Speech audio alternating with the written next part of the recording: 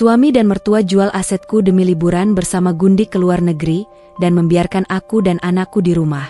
Hingga aku membalikan keadaan dan membuat mereka histeris. Embun belum benar-benar luruh dari daun mangga di halaman depan, namun dapur sudah dipenuhi kabut asap yang menyesakkan dada. Pukul 5 pagi adalah waktu di mana harga diriku mulai digadaikan. Aku, Hana, berdiri di depan kompor yang menderu, membolak-balik dadar telur dan menggoreng nasi dengan gerakan mekanis. Lenganku terasa pegal, sisa dari menggendong Arka, putra kecilku, sepanjang malam karena demamnya tak kunjung turun. Hana, mana kopinya? Kamu ini niat melayani suami atau cuma mau numpang hidup? Suara itu melengking, membelah keheningan pagi. Itu suara ibu, mertuaku. Aku bergegas menuangkan kopi hitam ke dalam cangkir porselen, memastikannya tidak terlalu penuh agar tidak tumpah saat diletakkan. Dengan langkah cepat namun hati-hati, aku membawanya ke meja makan. Di sana, ibu sudah duduk dengan daster sutranya, sementara Mas Aris, suamiku, asyik dengan ponsel di tangan. Ini, Bu, Mas, kopinya, ucapku lembut, mencoba mencari sedikit binar di mata suamiku. Mas Aris bahkan tidak mendongak. Jempolnya lincah menari di atas layar ponsel. Sesekali ia tersenyum kecil, senyum yang sudah lama tidak ia berikan padaku. Taruh saja di situ, sahutnya dingin. Ibu menyeruput kopi itu sedikit, lalu segera meletakkannya kembali dengan denting yang keras. Terlalu manis. Kamu mau membuat anakku kena diabetes? Atau kamu sengaja supaya dia sakit dan kamu bisa menguasai hartanya? Aku tersentak. Maaf, Bu. Tadi saya pikir ibu suka manis seperti biasanya. Alasan terus. Kerja cuma urus rumah saja tidak becus. Padahal Aris ini sudah banting tulang. Carikan kamu tempat bernaung. Harusnya kamu itu tahu diri, jadi istri yang bisa diandalkan, bukan cuma jadi beban. Cecar ibu tanpa henti. Aku hanya menunduk, menatap ujung kakiku yang pecah-pecah karena terlalu sering terkena air sabun pel. Dulu, sebelum menikah, aku adalah seorang asisten manajer di sebuah perusahaan swasta. Namun, atas permintaan Mas Aris dan desakan ibu yang katanya ingin cucu terurus, aku melepas karierku. Kini, setelah semua pengorbanan itu, aku disebut beban. Mas, Arka tadi malam panasnya tinggi sekali. Apa pagi ini kita bisa ke dokter? Uang belanjaku sudah habis untuk beli susu formula dan obat penurun panas kemarin. Bisikku pelan, mencoba memecah keacuhan Mas Aris. Mas Aris akhirnya mendongak. Namun bukan tatapan khawatir yang kuterima, melainkan tatapan jengah. Uang lagi? Hana, kamu tahu tidak cari uang itu susah? Masa baru tanggal segini sudah habis? Pakai saja apa yang ada. Kasih kompres air hangat juga sembuh. Jangan manja. Tapi Mas, ini sudah hari ketiga dia demam. Aku takut dia kejang. Suaraku mulai bergetar. Jangan mendramatisir. Potong ibu ketus. Anak kecil demam itu biasa. Kamu saja yang malas mengurusnya jadi ingin dibawa ke dokter biar lepas tangan. Dulu Aris kecil juga sering panas. Ibu obati sendiri. Tidak usah buang-buang uang untuk hal yang tidak perlu. Ibu kemudian menatap Mas Aris dengan wajah yang berubah drastis menjadi manis. Ngomong-ngomong, Aris, jadikan rencana kita? Ibu sudah tidak sabar ingin menghirup udara luar negeri. Katanya di sana sedang musim yang bagus untuk jalan-jalan. Mas Aris tersenyum lebar, jenis senyum yang membuat hatiku perih. Jadi, Bu, semuanya sudah Aris urus. Tiket, hotel, sampai uang sakunya sudah siap. Ibu tinggal duduk manis saja. Aku mengernyitkan dahi. Luar negeri? Uang dari mana? Bukankah beberapa hari lalu Mas Aris mengeluh cicilan mobil sedang macet? Dan bukankah ibu selalu bilang kalau tabungan keluarga sedang menipis karena biaya hidup yang mahal? Mas, mau ke luar negeri? Dalam rangka apa? Bukankah kondisi keuangan kita? Bukan urusanmu.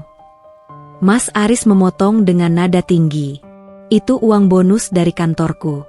Aku berhak menyenangkan ibuku yang sudah melahirkanku. Kamu di rumah saja, jaga Arka baik-baik. Jangan sampai pas aku pulang, rumah ini berantakan. Tapi aku ikutkan. Mas, Arka juga butuh udara segar. Tawa ibu pecah, tawa yang terdengar sangat merendahkan. Ikut? Kamu mau ikut dengan baju-baju kumalmu itu? Memalukan Aris saja. Lagi pula, siapa yang mau urus rumah kalau kamu ikut? Sudahlah, Hana, sadar posisi.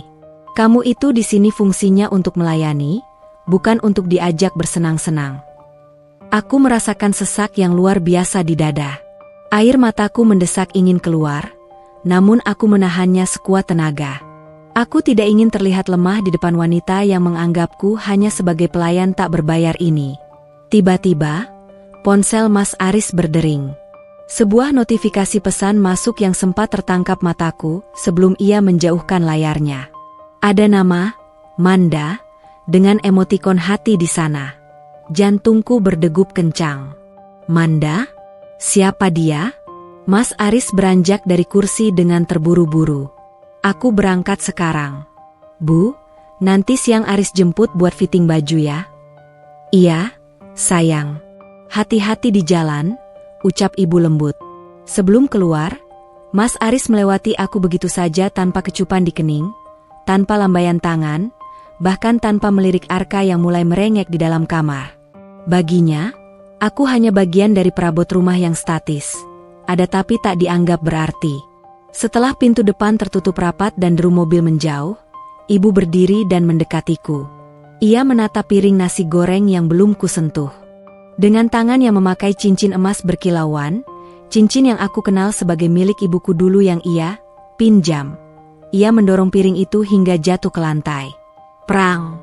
Keramik pecah berkeping-keping. Nasi goreng berserakan di atas lantai yang baru saja aku pel. Bersihkan. Dan ingat, jangan sekali-kali mengadu pada Aris soal uang atau dokter. Kalau sampai dia batal membawaku liburan karena kamu merengek soal Arka, aku pastikan kamu akan menyesal telah lahir ke dunia ini, ancamnya dengan mata melotot. Aku terdiam menatap puing piring di bawah kakiku. Di dalam kamar, tangisan Arka pecah, melengking memanggil ibunya. Di luar, hujan mulai turun membasahi bumi, seolah langit tahu bahwa di dalam rumah mewah ini, ada seorang istri yang jiwanya sedang sekarat dalam sunyi. Aku berlutut, memunguti pecahan piring itu dengan tangan kosong. Salah satu sisi tajamnya mengiris jempolku. Darah segar menetes, menyatu dengan butiran nasi di lantai. Sakitnya fisik ini tak sebanding dengan hancurnya harga diriku. Sabar, Hana. Sabar, bisikku dalam hati. Namun, di balik rasa sabar itu, ada sebuah percikan kecil yang mulai menyala. Jika mereka menganggapku tidak berharga, maka aku akan menunjukkan seberapa mahal harga yang harus mereka bayar untuk sebuah pengkhianatan. Pagi itu, langit tampak cerah, namun suasana di dalam rumah justru semakin mencekam. Luka di jempolku akibat pecahan piring kemarin masih terasa nyut-nyutan, terbungkus plester murahan yang mulai lepas karena terkena air cucian. Arka masih terkulai lemas di ayunan, napasnya terdengar berat meski panasnya sedikit menurun. Hari ini ada acara arisan rutin di rumah kami. Ibu mertua, Ibu Widya, sudah sibuk sejak pagi buta. Bukan untuk membantuku, melainkan untuk memerintahku layaknya mandor di perkebunan. Ia ingin segalanya sempurna di mata teman-teman sosialitanya. Hana, itu toples kue jangan ditaruh di situ. Kamu ini tidak punya estetika ya? Dan ganti bajumu itu, kumal sekali. Malu-maluin kalau dilihat Jeng Sandra, teriak ibu dari ruang tengah. Aku mengelap keringat dengan punggung tangan. Ibu, uang belanja yang tersisa tinggal sedikit. Baju ini satu-satunya yang masih pantas setelah dasterku robek. Halah, alasan. Makanya jadi perempuan itu pintar dandan, biar suami tidak melirik perempuan lain. Sudah, cepat selesaikan urusan dapur. Tepat pukul 10 pagi, tamu-tamu mulai berdatangan. Wangi parfum mahal menyeruak, memenuhi ruang tamu yang luas. Aku sibuk bolak-balik membawakan baki berisi teh melati dan aneka kudapan. Di sana, Ibu Widya duduk di tengah-tengah, menjadi pusat perhatian dengan perhiasan yang melilit leher dan lengannya. Aku mengenali salah satu kalung itu. Itu adalah kalung peninggalan almarhumah ibuku yang disimpan di kotak perhiasan di kamar Mas Aris. Jeng Widya, itu kalungnya baru ya? Bagus sekali, terlihat sangat antik dan mahal. Puji Jeng Sandra, salah satu tamu. Ibu Widya tertawa renyah, tawa yang dibuat-buat. Ah, ini? Iya, Aris yang belikan kemarin. Katanya, Bu, ini cocok buat ibu yang elegan. Anakku itu memang sangat berbakti, beda dengan Yah, kalian tahu sendirilah. Ia melirikku dengan sudut mata yang penuh kebencian saat aku meletakkan cangkir terakhir. Aku mencoba mengabaikan sindiran itu, namun langkahku terhenti ketika Ibu Widya tiba-tiba merogoh tas tangannya yang diletakkan di atas meja. Wajahnya mendadak berubah panik. Loh, di mana amplopnya? Serunya dengan nada tinggi. Semua mata tertuju padanya. Ada apa? Jeng, tanya tamu lain. Amplop uang arisan. Tadi saya taruh di sini, isinya 10 juta untuk dibayarkan hari ini. Kok hilang? Ibu Widya mulai membongkar isi tasnya dengan kasar, menebarkannya ke meja. Tadi saya tinggalkan sebentar ke kamar mandi saat Hana sedang merapikan meja ini. Jantungku mencelos. Bu, saya tidak menyentuh tas ibu sama sekali. Saya hanya meletakkan kue dan kembali ke dapur. Ibu Widya berdiri, menunjuk wajahku dengan telunjuk yang gemetar, entah karena marah atau sandiwara yang sangat rapi. Hana, jangan bohong kamu. Tadi tidak ada siapa-siapa di sini kecuali kamu.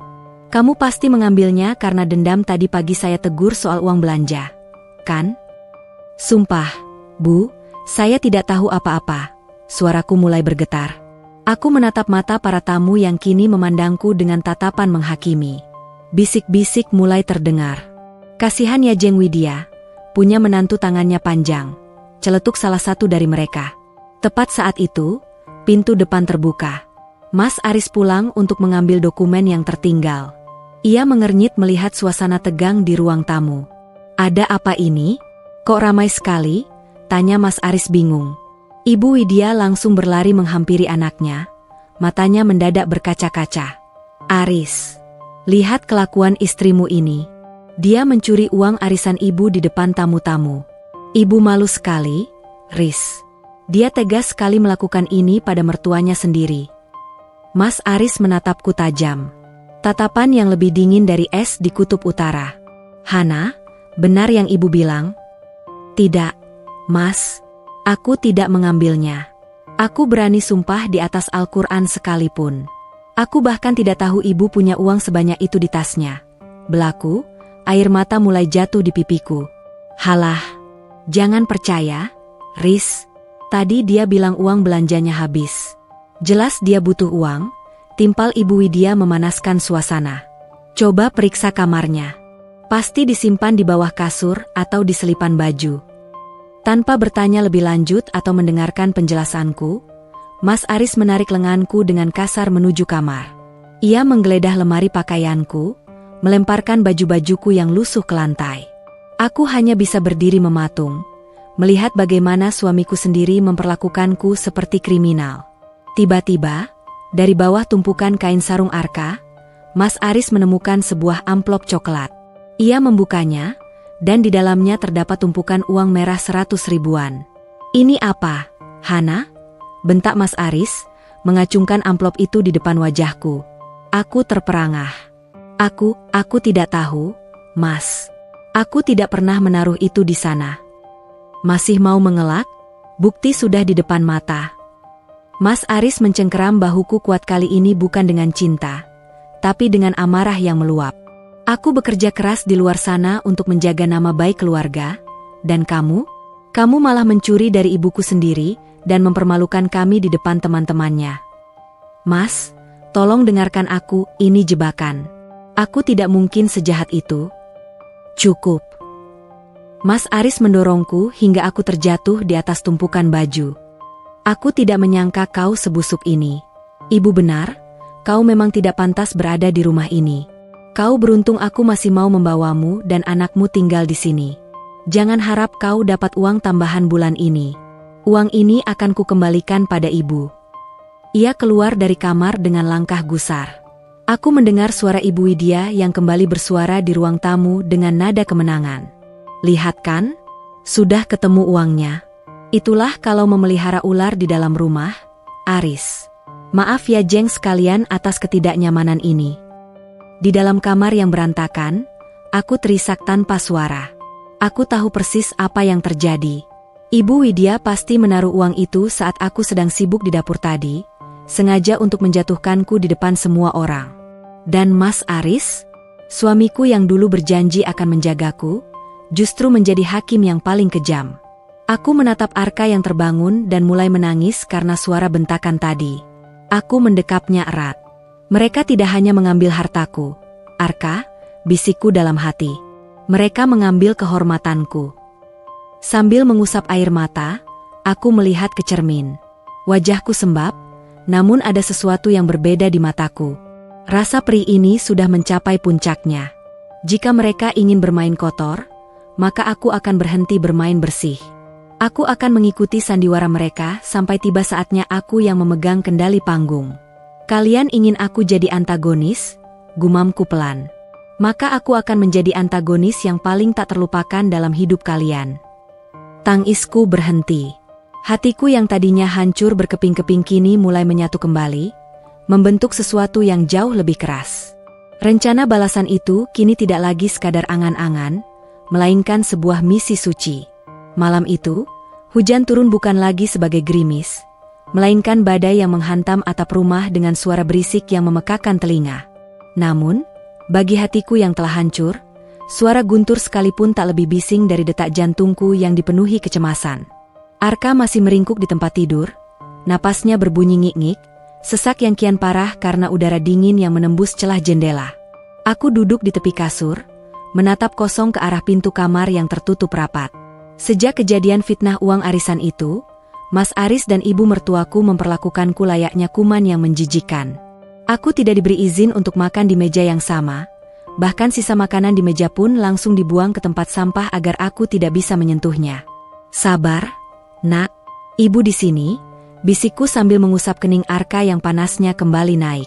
Tiba-tiba, suara tawa renyah terdengar dari ruang tengah, menembus dinding kamar yang tipis.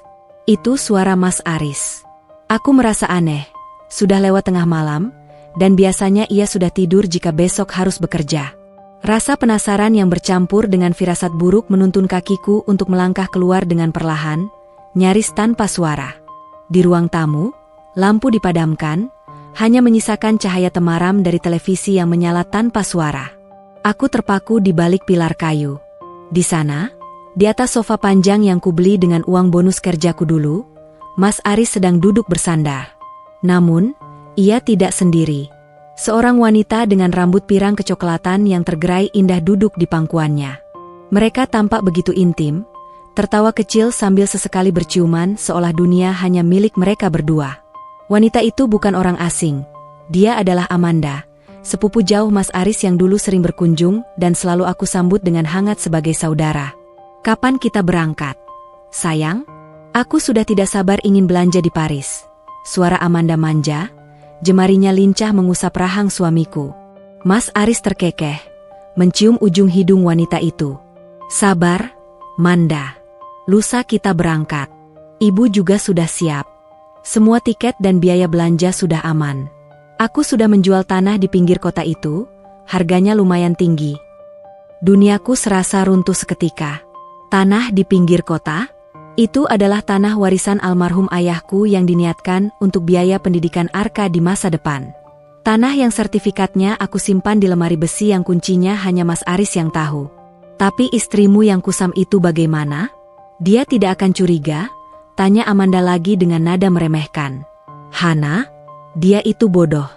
Dia pikir aku masih mencintainya. Dia terlalu sibuk jadi pelayan di rumah ini sampai tidak sadar kalau hak miliknya sudah berpindah tangan. Mas Aris menjawab dengan nada yang begitu dingin, seolah aku bukan manusia yang telah menemaninya dari titik nol. Lagi pula, ibu sudah punya rencana. Begitu kami pulang dari luar negeri, aku akan menceraikannya dan mengusirnya.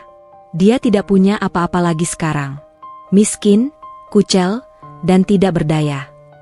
Aku merasa oksigen di sekitarku lenyap. Paru-paru ini terasa diperas habis. Aku ingin berteriak, ingin memaki, namun suaraku tercekat di tenggorokan. Rasa sakitnya begitu dalam, melampaui segala deskripsi kata-kata. Ini bukan lagi sekadar luka, melainkan eksekusi mati bagi perasaanku. Hana, sedang apa kamu di situ? Suara tajam ibu mertua dari arah tangga mengejutkanku. Ia muncul dengan jubah tidur mewahnya, menatapku dengan kebencian yang murni. Mas Aris dan Amanda tersentak, segera memperbaiki posisi duduk mereka, namun tidak ada raut bersalah sedikit pun di wajah Mas Aris. Hanya ada kemarahan karena privasinya terganggu. Oh, jadi kamu menguping ya? Dasar menantu tidak tahu sopan santun, bentak Ibu Widya sambil melangkah mendekat. Mas, apa benar yang kamu katakan tadi? Suaraku bergetar hebat. Kamu menjual tanah ayahku? Dan wanita ini, kenapa dia ada di sini, di rumah kita, dengan cara seperti ini? Mas Aris berdiri, merapikan kemejanya dengan angkuh. Sudah tahu, kan? Ya sudah, tidak perlu ada yang ditutup-tutupi lagi. Lagi pula kamu sudah tidak berguna bagiku. Hana, lihat dirimu, tidak ada bedanya dengan keset kaki. Ini jahat. Mas, itu hak Arka. Itu warisan terakhir keluargaku. Teriakku histeris. Plak. Satu tamparan keras mendarat di pipiku dari tangan Ibu Widya. Jangan berteriak di depan anakku. Kamu itu cuma menantu yang menumpang di sini. Tanah itu sudah jadi milik keluarga kami sejak kamu menikah dengan Aris. Kamu harusnya bersyukur masih dikasih makan. Keluar kamu. Mas Aris menunjuk pintu depan yang masih diguyur hujan deras. Aku muak melihat wajahmu yang penuh air mata itu. Pergi ke kamar belakang atau keluar dari rumah ini sekarang juga. Aku menatap mereka bertiga satu persatu. Suamiku yang berzina di depanku, mertuaku yang mendukung perselingkuhan itu, dan si pelakor yang tersenyum kemenangan. Di saat itulah, sesuatu di dalam diriku mati. Benar-benar mati. Tidak ada lagi sisa cinta, tidak ada lagi belas kasihan. Aku berbalik tanpa kata, masuk ke kamar untuk mengambil Arka yang sedang menggigil. Aku tidak akan keluar malam ini karena aku tidak ingin anakku mati kedinginan di bawah hujan, tapi aku juga tidak akan tinggal diam. Saat aku kembali ke kamar dan mendekap Arka, aku merasakan dinginnya lantai yang biasanya membuatku mengeluh, kini terasa hangat dibandingkan dinginnya hati Mas Aris. Aku menatap langit-langit kamar yang mulai bocor. Dengar, Mas. Dengar, Ibu, bisikku dalam kegelapan yang pekat. Kalian boleh mengambil asetku, kalian boleh menghancurkan hatiku, tapi kalian lupa satu hal. Aku yang mengelola semua sistem keuangan di perusahaan yang dulu kamu rintis. Mas, aku tahu setiap celah yang kamu buat. Malam itu, di titik terendah hidupku, aku tidak lagi menangis karena sedih. Aku menangis karena amarah yang telah mengkristal. Sambil memeluk Arka, aku bersumpah pada diriku sendiri. Besok adalah hari terakhir kalian tertawa. Aku akan membiarkan kalian terbang tinggi ke luar negeri, membiarkan kalian menghabiskan uang haram itu sesuka hati.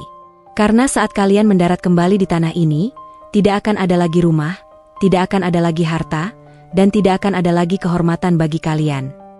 Aku memejamkan mata, membiarkan sunyi menyelimuti luka. Di balik badai yang mengamuk, aku mulai menyusun bidak-bidak catur untuk sebuah permainan mematikan yang akan membuat mereka memohon kematian sebagai jalan keluar. Inilah Hana yang baru. Hana yang tidak lagi memegang spatula, melainkan Hana yang akan memegang kendali nasib mereka. Pagi setelah badai itu terasa berbeda. Tidak ada lagi air mata yang membasahi bantal, tidak ada lagi isak tangis yang tertahan. Saat fajar menyingsing dengan warna abu-abu yang suram, aku bangun dengan kepala yang terasa ringan namun dingin. Mas Aris, Ibu Widya, dan si benalu Amanda sudah berangkat ke bandara sejak buta tadi. Mereka sengaja tidak membangunkanku, bahkan meninggalkan rumah dalam keadaan berantakan, seolah-olah aku memang ditugaskan menjadi asisten rumah tangga selama mereka bersenang-senang di Eropa. Aku menatap Arka yang masih tertidur lelap. Panasnya sudah turun, mungkin karena doa-doa tulus yang kupanjatkan dalam diam. Aku mencium keningnya lama. Tunggu sebentar ya, sayang. Ibu akan mengambil kembali apa yang menjadi hak kita. Setelah memastikan gerbang terkunci rapat, aku melangkah menuju gudang di bagian paling belakang rumah. Sebuah ruangan pengap yang jarang sekali disentuh oleh siapapun kecuali aku saat menaruh barang-barang tak terpakai. Ibu Widya selalu jijik menginjakkan kaki di sini karena debu dan bau apek. Namun, di sudut ruangan itu, di bawah tumpukan kardus bekas mesin cuci, terdapat sebuah peti kayu jati kecil milik almarhum ayahku. Selama ini aku mengabaikannya karena Mas Aris selalu bilang bahwa isinya hanya buku-buku lama dan dokumen tidak berguna. Aku terlalu percaya padanya, terlalu patuh hingga tak berani membuka apa yang seharusnya menjadi milikku. Aku mengambil sebuah obeng, mencongkel gembok yang sudah berkarat itu dengan tenaga yang entah datang dari mana. Krek! Gembok itu menyerah. Di dalamnya, aku tidak menemukan emas atau berlian. Yang kutemukan adalah sebuah map kulit berwarna hitam yang masih sangat rawat. Di dalamnya terdapat surat-surat wasiat asli yang belum pernah diproses. Namun yang paling mengejutkan adalah sebuah buku tabungan atas namaku yang dibuat oleh ayah jauh sebelum beliau meninggal. Tanganku bergetar saat membuka lembar terakhir buku tabungan itu. Angkanya membuat jantungku seakan berhenti berdetak. Ini bukan sekadar uang recehan. Ini adalah dana darurat dan asuransi pendidikan yang sengaja disembunyikan ayah dari siapapun, termasuk Mas Aris. Ternyata ayah sudah mencium gelagat tidak baik dari menantunya sejak dulu. Ayah, ternyata ayah sudah melindungi aku sejauh ini, bisikku lirih. Tak hanya itu, di balik lipatan surat wasiat, aku menemukan sebuah flash disk kecil yang dibungkus plastik klip. Aku segera berlari ke kamar, mengambil laptop lamaku yang sudah hampir setahun tidak kusentuh. Dengan tangan gemetar, aku mencolokkan benda itu. Layarnya berkedip, menampilkan folder-folder berisi data keuangan perusahaan Mas Aris. Mataku membelalak. Isinya adalah rekaman transaksi gelap, penggelapan pajak, dan aliran dana fiktif yang dilakukan Mas Aris selama 3 tahun terakhir untuk menutupi gaya hidup mewah ibunya dan simpanannya. Ayahku, yang dulu merupakan investor utama di perusahaan itu, ternyata diam-diam mengumpulkan bukti ini sebagai jaminan jika suatu saat Aris mengkhianatiku. Tiba-tiba, ponselku bergetar. Sebuah pesan singkat masuk dari nomor asing. "Hana, ini Pak Surya, pengacara lama ayahmu. Saya melihat aktivitas penjualan tanah warisanmu di sistem notaris pagi ini. Apakah kamu memberikan izin? Jika tidak, kita harus bergerak sekarang sebelum uangnya cair sepenuhnya ke rekening suamimu." Bak mendapat tenaga baru, aku segera membalas pesan itu. "Pak Surya, tolong bantu saya. Saya tidak pernah mengizinkannya. Temui saya di rumah sekarang. Saya punya bom yang lebih besar dari sekadar tanah itu." 1 jam kemudian, seorang pria parubaya dengan setelan rapi namun bersahaja sampai di depan rumah. Pak Surya menatapku dengan iba, namun aku membalasnya dengan tatapan tajam. "Hana, kamu tampak berbeda," ucap Pak Surya saat kami duduk di ruang tamu, ruangan yang beberapa jam lalu menjadi saksi penghinaanku. "Aku sudah bangun, Pak. Cukup sudah aku menjadi keset. Saya punya bukti penggelapan pajak dan pencucian uang yang dilakukan Aris. Saya juga punya bukti bahwa tanda tanganku di surat penjualan tanah itu dipalsukan," kataku tanpa basa-basi. Pak Surya memeriksa dokumen di flash disk tersebut. Dahinya berkerut, lalu sebuah senyum tipis muncul. "Ini bukan cuma bisa membatalkan penjualan tanahmu, Hana. Ini bisa menyeret Aris ke penjara dalam waktu lama. Ditambah lagi, semua aset yang dia beli dengan uang perusahaan secara ilegal bisa kita sita, termasuk rumah ini." Aku bersandar di sofa, menyesap teh pahit yang kubuat sendiri. Aku tidak ingin dia cuma di penjara, Pak. Aku ingin dia merasakan bagaimana rasanya tidak punya apa-apa. Biarkan mereka menikmati liburan mereka di Paris. Biarkan mereka menghabiskan sisa uang tunai yang ada di saku mereka. "Lalu apa rencanamu?" tanya Pak Surya penasaran. "Gugat cerai hari ini juga dengan alasan perzinahan dan KDRT psikis. Ajukan sita jaminan atas seluruh aset atas nama dia dan ibunya. Dan satu lagi, Pak, tolong hubungi pihak imigrasi. Jangan cekal mereka sekarang. Biarkan mereka pergi, tapi pastikan semua rekening bank dan kartu kredit mereka dibekukan tepat saat mereka sampai di sana. Aku ingin mereka terdampar di negeri orang tanpa sepeser pun uang." Pak Surya terkekeh pelan. "Kamu benar-benar putri ayahmu. Dingin dan terhitung." "Mereka yang mengajariku, Pak. Mereka bilang aku beban, kan? maka aku akan menjadi beban paling berat yang pernah menghancurkan hidup mereka. Setelah Pak Surya pergi, aku kembali ke dapur. Aku melihat sisa nasi goreng yang berserakan di lantai, bekas kejadian kemarin. Aku mengambil sapu, membersihkannya dengan saksama. Setiap helai kotoran yang kubuang melambangkan sisa-sisa cintaku pada Aris yang kini masuk ke tempat sampah. Aku mengambil ponsel, membuka akun media sosial Amanda yang tidak ia kunci. Ia mengunggah foto di first class pesawat. "Off to Paris with my love and my favorite mother-in-law," tulisnya dengan emotikon hati. Aku tersenyum, senyum pertamaku yang tulus dalam waktu lama. "Nikmati penerbanganmu, Manda. Nikmati kemewahan yang kamu curi dariku. Karena ketika roda pesawat itu menyentuh aspal di Paris, kamu dan kekasih gelapmu itu hanyalah dua orang gembel di tengah dinginnya Eropa." Aku mematikan ponsel, lalu beralih memeluk Arka yang baru bangun. "Sabar ya, Nak. Sebentar lagi, rumah ini akan benar-benar menjadi pelabuhan kita yang tenang. Tanpa hiu, tanpa badai." Hari itu, Hana yang lemah telah mati. Di dalam rumah yang sunyi itu, lahir seorang wanita yang tak lagi mengenal kata ampun. Rencana besar telah disusun, jaring-jaring hukum telah ditebar. Sekarang, aku hanya perlu duduk manis, mengurus anakku, dan menunggu panggilan telepon histeris yang pasti akan datang beberapa jam lagi. Keheningan rumah pagi ini terasa berbeda. Bukan lagi sunyi yang mencekam karena ketakutan, melainkan sunyi yang penuh dengan kalkulasi. Suami dan mertuaku baru akan berangkat ke bandara 3 jam lagi. Mereka masih sibuk memeriksa koper, memastikan paspor dan pakaian bermerek mereka tidak ada yang tertinggal.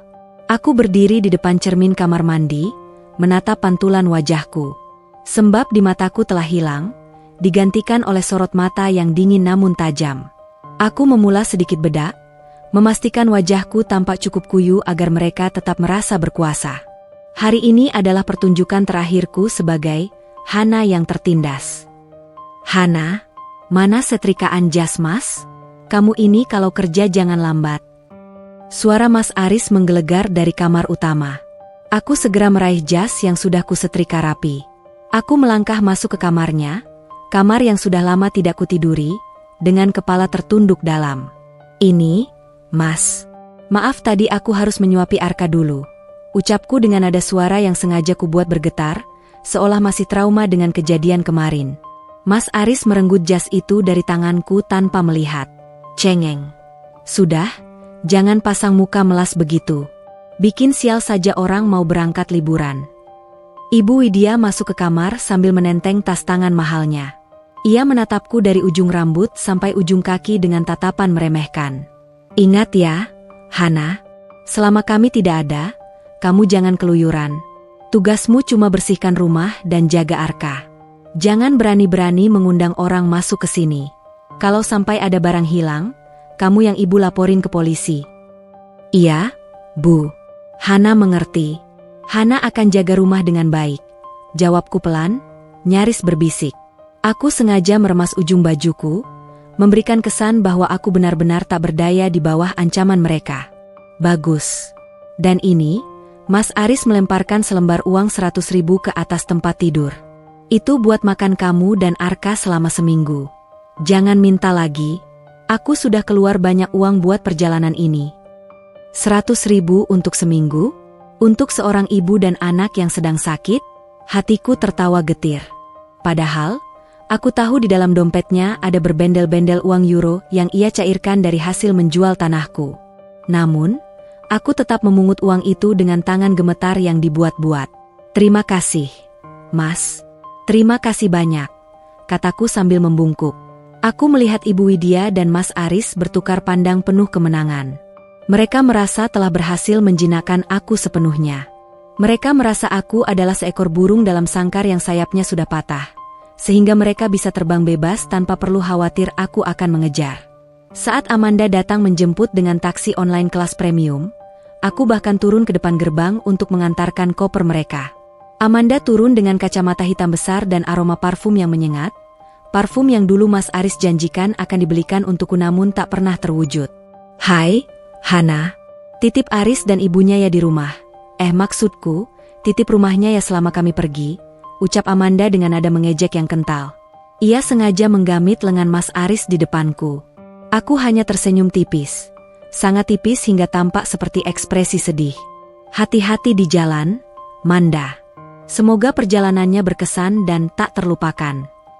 Mas Aris masuk ke mobil tanpa pamit pada Arka yang kugenggam tangannya di sampingku. Mobil pun melaju, meninggalkan kepulan asap dan debu di depan rumah mewah ini. Begitu mobil itu hilang di tikungan, senyum sedihku seketika luruh. Punggungku tegak sempurna. Aku menatap gerbang yang tertutup dengan tatapan yang bisa membekukan apapun. Selesai, gumamku. Aku segera masuk ke dalam rumah dan mengunci pintu dari dalam. Tak ada waktu untuk bersantai. Aku mengambil ponsel cadangan yang sudah kupersiapkan, ponsel yang tidak diketahui oleh Mas Aris. Halo, Pak Surya? Mereka sudah berangkat. Berapa lama waktu yang kita punya? Mereka transit di Singapura selama 5 jam sebelum terbang ke Paris, Hana. Itu waktu yang cukup untuk kita mengeksekusi tahap pertama.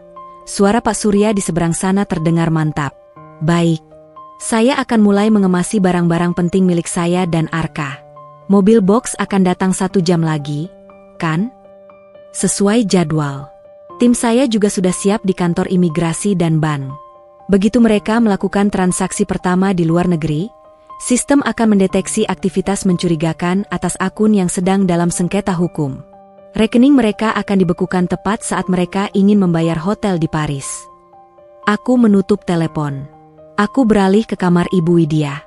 Dengan sarung tangan plastik agar tidak meninggalkan sidik jari yang baru, aku membuka lemari perhiasannya. Di sana, tertumpuk kotak-kotak perhiasan emas yang sebagian besar ia beli menggunakan uang dari tabungan bersama yang ia kuras diam-diam. Aku tidak mengambil semuanya. Aku hanya mengambil apa yang secara hukum adalah milik ibuku dan perhiasan yang dibeli menggunakan uang pribadiku dulu. Aku bukan pencuri, aku hanya mengambil kembali hakku yang dirampas. Setelah itu, aku beralih ke ruang kerja Mas Aris. Aku mengambil beberapa map berisi kontrak kerja fiktif yang ia sembunyikan di balik buku-buku tebal. Dokumen-dokumen ini adalah bukti kuat penggelapan dana perusahaan yang akan membuatnya tidak hanya kehilangan pekerjaan, tapi juga mendekam di jeruji besi. 1 jam kemudian, mobil box yang dijanjikan datang. Dibantu oleh 2 orang kepercayaan Pak Surya, aku memindahkan barang-barang pribadiku, dokumen penting, dan beberapa perabot yang dulu kubeli dengan hasil keringatku sendiri. Aku tidak meninggalkan jejak kekacauan. Aku ingin rumah ini terlihat sepi, namun tetap rapi, seolah-olah aku hanya sedang keluar sebentar. Tetangga sebelah, Bu RT yang baik hati, sempat melihat aktivitas ini. Ia menghampiriku dengan wajah heran. Loh, Mbak Hana mau pindahan? Aku tersenyum manis, kali ini senyum yang penuh rahasia. Bukan pindah, Bu. Hanya sedang menata ulang. Mas Aris dan Ibu sedang liburan, jadi saya ingin memberi kejutan saat mereka pulang nanti. Oh, syukur kalau begitu. Hati-hati ya Mbak, jawabnya ramah. Kejutan. Ya, itu adalah kata yang sangat tepat. Sore harinya, rumah itu sudah kosong dari barang-barangku. Aku menggendong Arka dan membawanya ke sebuah apartemen kecil namun aman yang sudah disewa oleh Pak Surya atas nama orang lain. Di sana, semua kebutuhanku dan Arka sudah tersedia. Aku duduk di sofa apartemen, menyalakan televisi, dan melihat jam. Di sana, di Paris, mungkin mereka baru saja mendarat. Mereka mungkin sedang berjalan dengan angkuh menuju loket imigrasi atau konter penyewaan mobil mewah, membayangkan kemewahan yang menanti. Aku mengambil tablet dan membuka aplikasi perbankan yang terhubung dengan rekening perusahaan Mas Aris. Akses yang ia pikir sudah ia cabut, padahal aku masih memiliki kunci digital cadangannya. Dengan beberapa ketukan jari, aku memindahkan sisa dana operasional yang merupakan hak pemegang saham, yang sebagian besar adalah atas nama almarhum ayahku, ke rekening penampungan hukum. 1, 2, 3, hitungku pelan. Aku menekan tombol, enter.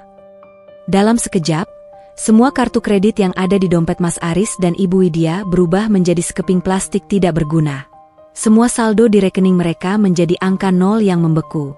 Aku bersandar, memeluk Arka yang kini sudah tertidur pulas dengan wajah tenang. Tidak ada lagi bau asap dapur yang menyesakan, tidak ada lagi teriakan mertua yang menyakitkan telinga. Nikmati malam pertamamu di Paris, Mas. Semoga dinginnya musim gugur di sana bisa menyadarkanmu bahwa satu-satunya orang yang tulus mencintaimu baru saja kamu buat menjadi musuh terhebatmu. Aku menyesap kopi hangatku dengan nikmat. Permainan baru saja dimulai, dan sejauh ini, aku memenangkan setiap langkahnya tanpa perlu mengeluarkan satu kata makian pun. Matahari Paris mungkin sedang menawarkan keromantisan bagi para pelancong. Namun di sebuah ruangan apartemen yang tenang di sudut Jakarta, aku sedang menanam bom waktu di setiap lini kehidupan Mas Aris.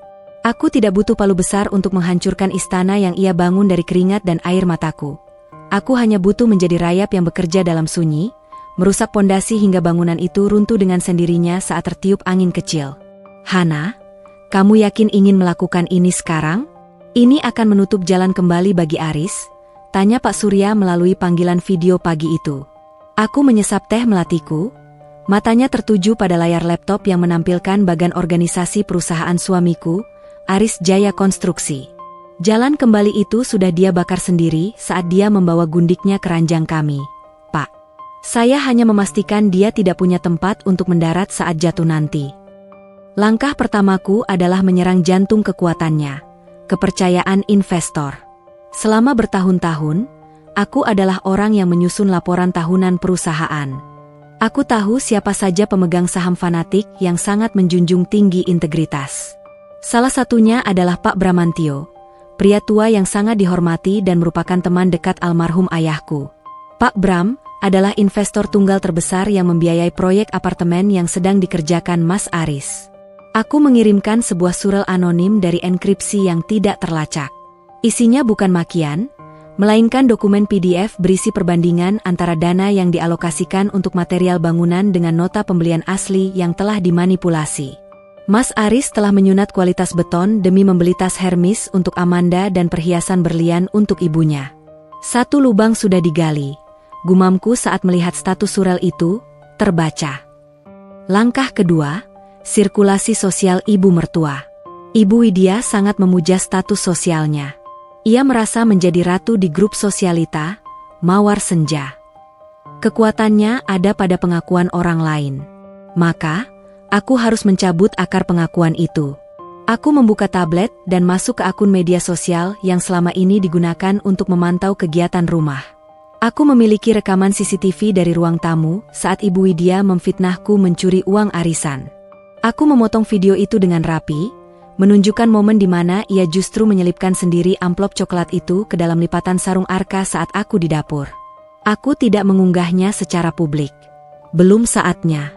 Aku mengirimkannya secara privat ke Jeng Sandra, musuh dalam selimut, Ibu Widya di grup arisan tersebut. Aku tahu betul sifat Jeng Sandra. Ia tidak akan diam melihat senjata sehebat ini untuk menjatuhkan rivalnya. Jeng Sandra, sepertinya ada kesalahpahaman kemarin. Saya hanya ingin membersihkan nama saya, tulisku dalam pesan singkat tersebut. Tak sampai 5 menit, balasan masuk. Ya ampun, Hana, jadi Widya setega itu? Kami semua hampir percaya kamu pencuri. Tenang saja, kebenaran harus terungkap. Biar saya yang urus agar teman-teman tahu siapa ular sebenarnya di sini. Aku tersenyum. Ibu Widya akan pulang ke lingkungan yang akan menatapnya dengan pandangan jijik, bukan lagi kekaguman. Langkah ketiga, sabotase administratif. Ini adalah bagian yang paling teknis. Mas Aris memiliki asisten pribadi bernama Rina. Rina adalah gadis jujur yang selama ini sering ditekan oleh Ibu Widya. Aku menghubunginya melalui nomor pribadi. Halo, Rina. Ini Hana. Mbak Hana, ada apa Mbak? Mas Aris sedang di luar negeri. Saya agak kewalahan mengurus berkas pajaknya. Suara Rina terdengar lelah. Aku tahu, Rina. Itulah kenapa aku menelpon. Mas Aris lupa memberitahu kalau ada revisi pada laporan pajak bulan ini. Ada berkas di laci rahasia mejanya yang harus segera diserahkan ke kantor pajak hari ini juga. Kalau tidak perusahaan akan kena denda besar. Dia meminta saya memberitahumu karena dia sulit sinyal di sana. Oh, syukurlah Mbak Hana beritahu. Berkas yang mana ya? Map biru bertanda, internal only. Serahkan saja ke bagian audit di kantor pajak pusat. Katakan itu adalah kelengkapan yang diminta minggu lalu. Rina, yang polos dan terbiasa tunduk pada instruksi keluarga, melakukan perintah itu tanpa ragu. Padahal, map biru itu berisi catatan pengeluaran pribadi yang diklaim sebagai biaya operasional perusahaan, sebuah bukti telak untuk jerat hukum tindak pidana perpajakan. Sekarang, semua pion sudah bergerak. Ucapku pada Arka yang sedang bermain dengan mainan barunya. Tiba-tiba, ponselku yang satu lagi, nomor yang diketahui Mas Aris, berdering gila-gilaan. Panggilan dari Paris. Aku membiarkannya berdering hingga 5 kali sebelum mengangkatnya dengan suara yang sengaja kubuat lemah dan gemetar. Halo, Mas? Hana? Apa-apaan ini? Suara Mas Aris meledak di seberang sana. Aku bisa mendengar suara latar bandara yang bising dan isak tangis histeris Ibu Widya. Kenapa kartu kreditku semua ditolak? Aku sedang di konter hotel dan mereka mempermalukanku. Katanya rekeningku dibekukan oleh bank atas perintah pengadilan. Apa yang kamu lakukan? Hah? Aku menarik napas panjang, memasang nada suara paling bingung yang bisa kurekayasa. Aku tidak tahu, Mas. Tadi ada orang berseragam datang ke rumah. Mereka membawa banyak surat. Katanya ada masalah dengan aset tanah itu. Aku takut sekali, Mas. Aku sekarang sedang di luar mencari pinjaman buat makan Arka, karena uang 100.000 darimu sudah habis buat bayar listrik yang mendadak diputus. Bohong. Kamu pasti main-main di belakangku. Demi Tuhan, Mas. Aku ini cuma istri yang di rumah saja. Mana mungkin aku punya kekuatan membekukan ban? Mungkin ini karena laporan pajak yang Mas bilang tempo hari? Mas, Ibu bagaimana? Suara Ibu keras sekali di sana. Ibu pingsan? Hana? Kita terlunta-lunta di bandara, karena tidak bisa bayar taksi menuju hotel. Cepat hubungi Pak Surya atau siapapun, suruh mereka buka blokirnya. Aku coba ya, Mas, tapi HP-ku sisa baterai sedikit, aku tidak punya uang buat beli pulsa lagi kalau mati. Sialan. Awas kamu kalau aku pulang. Bip. Sambungan terputus.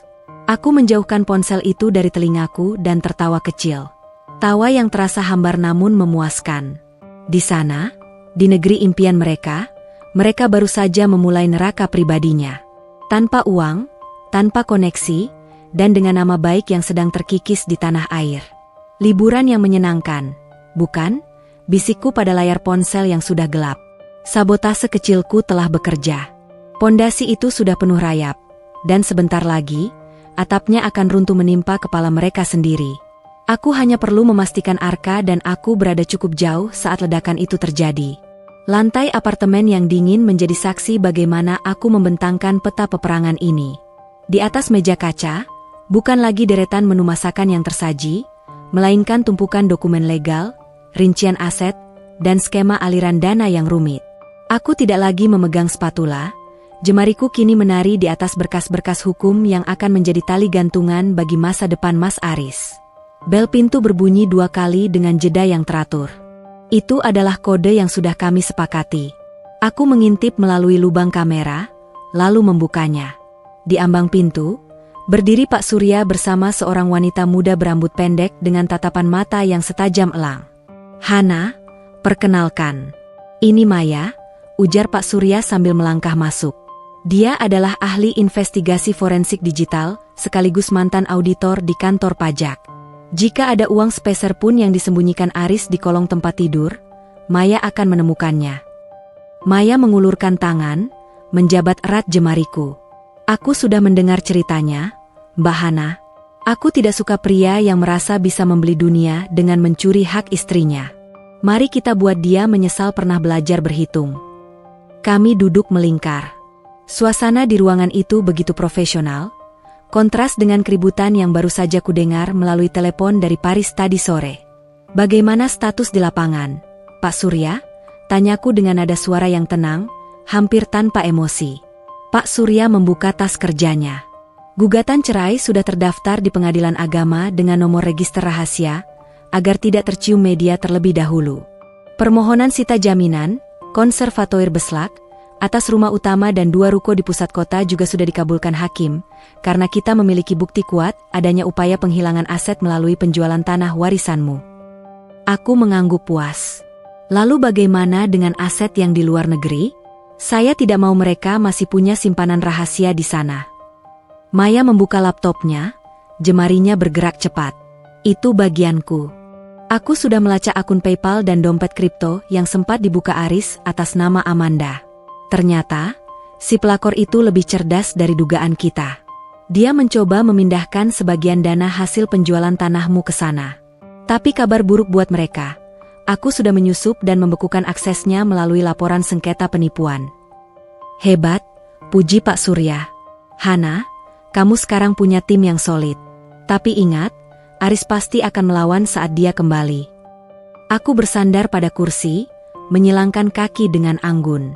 Dia tidak akan punya tenaga untuk melawan. Pak, Maya, apakah kamu sudah mendapatkan rekaman dari hotel di Paris tempat mereka seharusnya menginap? Maya tersenyum sinis. Sudah. Berkat jaringanku di sana, aku tahu mereka diusir dari lobi hotel karena kartu kreditnya ditolak. Mereka sempat memaki-maki staf hotel dalam bahasa Indonesia yang kasar. Ibu mertuamu bahkan sempat rekam berteriak histeris menuduh staf hotel mencuri saldo banknya. Video itu sekarang ada di tanganku. Mau aku kirim ke Jeng Sandra sekarang? Jangan sekarang, potongku cepat. Simpan itu sebagai hidangan penutup. Aku ingin mereka merasakan dinginnya malam di Paris tanpa tempat berteduh dulu. Biarkan mereka menggunakan sisa uang tunai yang ada di dompet untuk makan roti kering di pinggir jalan. Kamu benar-benar dingin, Hana, gumam Pak Surya, ada nada kagum sekaligus ngeri di suaranya. Dulu kamu begitu lembut, bahkan saat mereka menghinamu di depanku. Kelembutan adalah kemewahan bagi mereka yang dihargai, Pak, jawabku tajam. Untuk orang-orang seperti mereka, kedinginan adalah satu-satunya bahasa yang mereka pahami. Oh ya, Maya, bagaimana dengan proyek apartemen Pak Bram? Sesuai rencana, Mbak. Pak Bram sangat marah setelah melihat bukti manipulasi kualitas beton yang Mbak kirim secara anonim. Beliau sudah mencabut pendanaan pagi ini. Secara teknis, perusahaan Aris sudah bangkrut per jam 2 siang tadi. Para buruh bangunan mulai menuntut gaji di depan kantornya. Aku menarik napas panjang, merasakan beban di pundakku perlahan luruh. Bagus. Sekarang, langkah terakhir untuk fase ini. Pak Surya, tolong siapkan surat somasi untuk Amanda atas tuduhan perzinahan dan perusakan rumah tangga. Aku ingin dia tahu bahwa menjadi selingkuhan Aris bukan tiket menuju kekayaan, melainkan tiket menuju penjara dan kemiskinan. Sudah siap, Hana? Besok pagi surat itu akan sampai di alamat orang tuanya. Biar keluarganya juga tahu siapa putri kebanggaan mereka sebenarnya, sahut Pak Surya. Tiba-tiba, suara tangis Arka pecah dari kamar sebelah. Wajah dingin dan tegasku seketika mencair. Aku segera berdiri dan berlari menuju anakku. Aku mendekapnya, memberikan kehangatan yang tak ia dapatkan dari ayahnya. Anak ibu sudah bangun? Maaf ya, ibu sedang bekerja, bisikku sambil mencium pipinya. Maya dan Pak Surya berdiri di ambang pintu kamar, menatapku dengan haru. Mereka melihat dua sisi diriku, seorang ibu yang penuh kasih dan seorang algojo yang tanpa ampun bagi para pengkhianat. Hana, panggil Maya pelan. Kenapa kamu tidak mematikan saja telepon dari mereka? Kenapa masih menjawab dan berpura-pura bingung? Aku menoleh, sebuah senyum tipis yang mematikan tersungging di bibirku. Karena aku ingin mendengar suara keputusasaan mereka. Aku ingin mereka merasa masih punya harapan padaku, agar saat aku menjatuhkan vonis terakhir nanti, rasa jatuhnya jauh lebih menyakitkan. Aku ingin mereka tahu bahwa orang yang mereka injak-injak ini adalah satu-satunya orang yang sebenarnya bisa menyelamatkan mereka, tapi memilih untuk tidak melakukannya. Maya bergidik pelan. Aku senang berada di pihakmu, Mbak. Kita semua senang. Maya, timpal Pak Surya. Besok, drama ini akan mencapai puncaknya. Aris dan ibunya dijadwalkan terbang kembali dengan tiket darurat yang dibelikan oleh kedutaan, karena mereka mengaku kehabisan uang. Mereka akan mendarat besok malam. Aku menatap keluar jendela, ke arah lampu-lampu kota yang berkelap-kelip. Besok malam ya, siapkan penjemputan terbaik, Pak Surya. Bukan dengan karpet merah, tapi dengan surat sita dan mobil polisi. Malam itu, aku tidur dengan nyenyak untuk pertama kalinya. Di sampingku, Arka bernapas dengan teratur. Di luar sana, Jaring baja yang kubangun bersama Maya dan Pak Surya sudah terpasang sempurna. Besok, saat mangsa-mangsaku kembali ke sarangnya, mereka tidak akan menemukan rumah yang hangat, melainkan jebakan yang akan mengunci hidup mereka selamanya. Udara di terminal kedatangan internasional malam itu terasa sangat lembab. Namun bagi Mas Aris dan Ibu Widya, setiap embusan angin terasa seperti penghinaan. Mereka baru saja mendarat dengan penerbangan darurat. Penampilan mereka jauh dari kesan sosialita yang berangkat seminggu lalu. Baju bermerek yang mereka banggakan kini tampak kucel, wajah mereka berminyak, dan kantung mata hitam menggelayut jelas. Namun, di balik kelelahan itu, ada api amarah yang berkobar. Sepanjang perjalanan pulang, Mas Aris tidak berhenti mengumpat. Ia yakin betul bahwa semua kesialan di Paris hanyalah kesalahan sistem perbankan atau sabotase tingkat rendah yang bisa ia bereskan begitu menginjakan kaki di Jakarta. Lihat saja, begitu sampai di rumah, aku akan seret Hana ke kantor bank. Dia pasti menyembunyikan sesuatu, gera Mas Aris sambil menarik koper besarnya yang kini terasa lebih ringan, karena sebagian isinya ditinggal untuk membayar utang makan di Paris. Ibu Widya mendengus, mencoba merapikan tatanan rambutnya yang sudah hancur. Sudah ibu bilang dari awal, Riz, Hana itu pembawa sial. Tapi tenang saja, begitu masalah rekening ini beres, kita langsung eksekusi rencana pengusiran itu. Ibu sudah tidak sabar melihat dia mengemis di jalanan bersama anaknya yang penyakitan itu.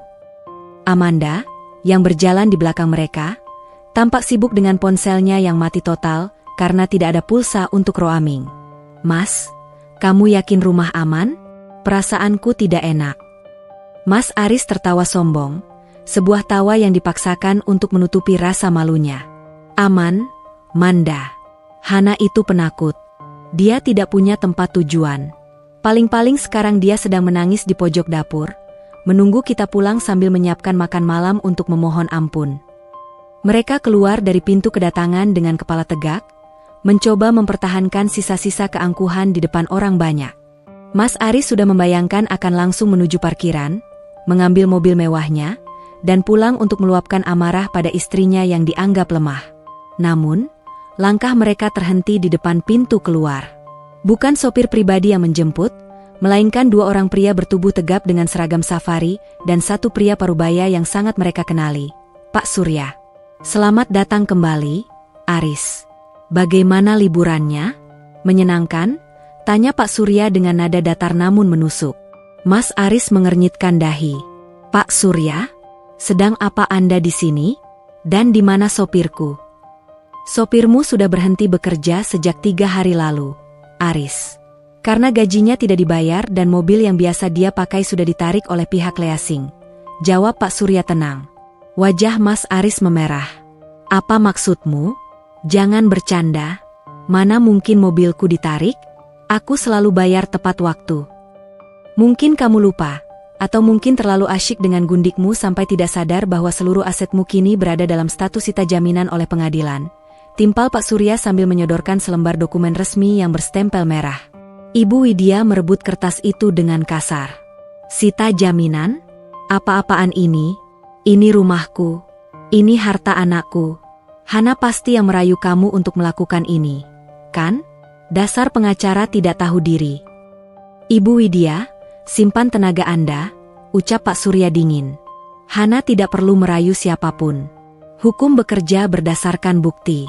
Dan bukti penggelapan dana perusahaan serta pemalsuan tanda tangan dalam penjualan tanah warisan Hana sudah lebih dari cukup untuk membuat Anda berdua kehilangan segalanya malam ini. Bohong. Ini pasti taktik Hana untuk memeras aku, teriak Mas Aris, mulai menarik perhatian orang-orang di bandara. Dia itu cuma babu di rumahku. Dia tidak punya kuasa apa-apa. Oh, benarkah? Sebuah suara lembut namun tegas muncul dari balik punggung Pak Surya. Aku melangkah maju. Malam ini, aku tidak memakai daster kumal atau baju yang sudah pudar warnanya. Aku memakai setelan blazer hitam yang pas di badan, rambutku disanggul rapi, dan wajahku dipulas dengan riasan yang minimalis namun berkelas. Aku berdiri tegak, menatap mereka satu persatu dengan senyum yang mereka anggap sebagai ancaman. Hana, gumam Mas Aris tak percaya. Mata suamiku itu membelalak melihat perubahan drastis pada diriku. Halo, Mas. Bagaimana Paris? Dingin ya? Sayang sekali, di sini juga akan terasa sangat dingin bagimu mulai malam ini, ucapku tenang. Ibu Widya hendak menerjangku, namun kedua pria berseragam safari di samping Pak Surya segera menghalanginya. Jangan berani-berani menyentuh klien kami, Bu, tegas salah satu dari mereka. Hana, apa yang kamu lakukan? Kamu mau jadi durhaka pada suami dan mertuamu sendiri? Pekik Ibu Widya dengan suara melengking. Aku tertawa kecil, tawa yang terdengar sangat asing di telinga mereka. Durhaka? Ibu lupa siapa yang membuang makanan yang kumasak ke tempat sampah? Siapa yang memfitnahku mencuri uang arisan? Dan Mas, siapa yang berzina di sofaku sendiri saat aku sedang merawat anakmu yang demam? Amanda mencoba bersembunyi di balik punggung Mas Aris, namun aku menatapnya tajam. Jangan takut, Manda. Kamu juga dapat bagian. Surat somasi sudah sampai di rumah orang tuamu. Selamat menikmati gelar baru sebagai perusak rumah tangga orang. Hana, dengar kita bisa bicarakan ini baik-baik. Mas Aris mencoba melunakkan suaranya, mulai merasa terpojok. Aku hilaf, Hana. Aku akan batalkan semua rencana itu. Mari kita pulang ke rumah, kita mulai dari awal. Rumah? Aku menaikkan satu alisku. Rumah yang mana, Mas? Rumah yang sertifikatnya sudah berpindah tangan kembali ke atas namaku, karena terbukti dibeli dengan uang hasil penggelapan dari perusahaan ayahku. Wajah Mas Aris pucat pasi. Maksudmu? Kunci rumah sudah diganti. Semua barang kalian sudah dikemas dan diletakkan di gudang kontrakan kecil di pinggir kota. Itulah tempat tinggal kalian yang baru. Dan ini, aku menyodorkan sebuah amplop coklat besar ke dadanya. Surat gugatan cerai dan panggilan kepolisian atas dugaan tindak pidana perpajakan dan pencucian uang. Hana, kamu tidak bisa melakukan ini. Aku ini ayah dari anakmu. Mas Aris berteriak frustrasi. Justru karena kamu ayah dari Arka, aku melakukan ini. Aku tidak ingin dia tumbuh besar melihat ayahnya sebagai pencuri dan pengkhianat yang tak punya harga diri. Jawabku pedas. Sekarang, kalian punya dua pilihan. Pergi ke kontrakan itu dengan tenang, atau aku biarkan petugas kepolisian yang sudah menunggu di parkiran untuk memborgol kalian sekarang juga atas dasar laporan pemalsuan dokumen. Ibu Widya jatuh terduduk di lantai bandara, menangis histeris. Harta ibu, perhiasan ibu, semuanya hilang. Bukan hilang, Bu. Hanya kembali ke pemilik yang sah, bisikku sambil membungkuk di dekat telinganya. Terima kasih sudah menjaga perhiasanku dengan baik selama seminggu ini. Mas Aris menatapku dengan kebencian yang mendalam, namun ada ketakutan yang lebih besar di matanya. Ia menyadari bahwa istri yang selama ini ia injak-injak, kini telah berubah menjadi raksasa yang siap menelannya bulat-bulat. Kamu akan menyesal, Hana, ancamnya dengan suara bergetar. Satu-satunya penyesalanku adalah pernah mencintaimu, Mas. Tapi untungnya, rasa itu sudah mati bersama sisa nasi goreng di lantai dapur minggu lalu, sahutku tajam. Aku berbalik, tidak sudi lagi melihat wajah-wajah malang itu. Aku berjalan menjauh dengan langkah mantap, diikuti oleh Pak Surya. Di belakangku, aku bisa mendengar suara keributan saat petugas keamanan meminta mereka untuk segera meninggalkan area bandara karena mengganggu ketertiban. Malam itu, di bawah lampu kota yang terang, aku merasa beban seberat gunung telah terangkat dari pundakku. Mereka pikir mereka menang besar dengan liburan itu. Tanpa sadar itu hanyalah umpan agar aku bisa memutus semua rantai yang mengikatku pada mereka. Permainan belum benar-benar selesai, namun untuk malam ini, aku ingin pulang ke apartemen, memeluk Arka, dan tidur tanpa perlu takut esok pagi akan ada teriakan yang menghinaku. Kemenangan ini rasanya jauh lebih manis daripada madu manapun di dunia. Malam itu, Jakarta terasa lebih gerah dari biasanya. Aku duduk di ruang tamu apartemen baruku yang tenang, menyesap secangkir teh kamomil sambil menatap layar monitor yang menampilkan rekaman CCTV dari rumah lama. Rumah yang kini sudah disegel dan dijaga ketat oleh pihak keamanan swasta yang kusewa. Di luar sana, angin menderu pelan, membawa firasat bahwa ketenangan ini hanyalah jeda sebelum hantaman terakhir. Tiba-tiba, ponselku bergetar hebat. Nama, Aris, muncul di layar. Aku tidak mengangkatnya, namun tak lama kemudian, sebuah pesan suara masuk. Hana, buka pintunya. Aku tahu kamu di apartemen itu. Jangan jadi pengecut. Kalau kamu tidak keluar, aku akan buat keributan yang memalukan di sini. Suara itu tidak lagi terdengar berwibawa. Itu adalah suara pria yang terpojok, suara binatang yang terluka dan mulai kehilangan akal sehat. Aku menghela napas, meletakkan cangkir tehku, lalu menatap Arka yang sedang terlelap di kamar melalui baby monitor. Dia aman. Itulah yang memberiku kekuatan. Aku tahu mereka akan datang. Orang-orang seperti Mas Aris dan Ibu Widya tidak akan menyerah begitu saja sebelum mereka benar-benar mencium tanah. Aku melangkah menuju pintu depan, namun sebelum jemariku menyentuh gagang pintu, sebuah gedoran keras menghantam kayu solid itu. Brak, brak, brak. Hana, keluar kamu, perempuan jalang. Itu suara melengking Ibu Widya. Kamu sudah merampas segalanya. Kamu sudah menghancurkan hidup anakku. Keluar. Aku membuka pintu dengan perlahan, sangat tenang, hingga mereka yang sedang bersiap untuk mendobrak hampir terjungkal ke depan. Di sana berdiri dua sosok yang dulu begitu aku takuti, kini tampak menyedihkan. Mas Aris mengenakan kemeja yang sudah kusut masai, matanya merah karena kurang tidur dan amarah. Ibu Widya berdiri di sampingnya dengan wajah yang tampak 10 tahun lebih tua, rambutnya acak-acakan, dan matanya nanar. Mau apa lagi? Tanyaku datar. Tidak ada getar ketakutan, tidak ada air mata. Mau apa? Kamu tanya mau apa? Mas Aris merangsek maju, mencoba masuk ke dalam, namun aku menahan pintu dengan bahuku. Kembalikan semua uangku. Kembalikan akses rekening perusahaan. Gara-gara kamu, para buruh mengepungku. Aku bisa dipenjara.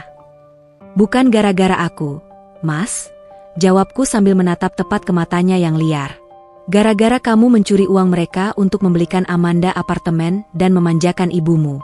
Kamu sendiri yang menggali lubang itu, aku hanya berhenti membantumu menutupinya. Kurang ajar. Ibu Widya maju, tangannya yang gemetar terangkat ingin menamparku. Aku menangkap pergelangan tangannya di udara. Cengkeramanku kuat, jauh lebih kuat dari yang pernah ia bayangkan. Ia tersentak. Matanya membelalak kaget melihat menantu yang dulu hanya diam saat dipukul kini berani melawan.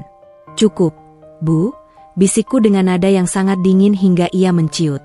Satu helai rambutku tersentuh, aku pastikan tuntutan hukum kalian ditambah dengan pasal penganiayaan. Kalian pikir ini masih di rumah lama di mana kalian bisa menindasku tanpa saksi? Mas Aris mencoba menarik napas panjang, ia mencoba taktik lain, memelas. Hana, tolong. Arka butuh ayahnya. Kamu tidak kasihan melihat kami tinggal di kontrakan sempit itu? Bau, Hana, panas. Ibumu ini sampai sesak napas setiap malam.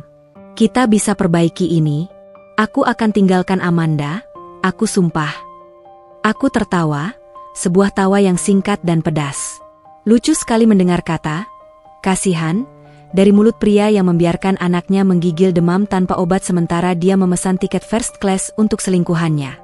Dan Mas, Arka tidak butuh ayah yang menjadi contoh pengkhianat. Dia butuh ibu yang kuat untuk melindunginya dari orang-orang sepertimu. Wajah Mas Aris kembali mengeras. Kesabarannya habis. Ia merogoh sesuatu dari balik jaketnya. Sebuah map yang tampak kusam.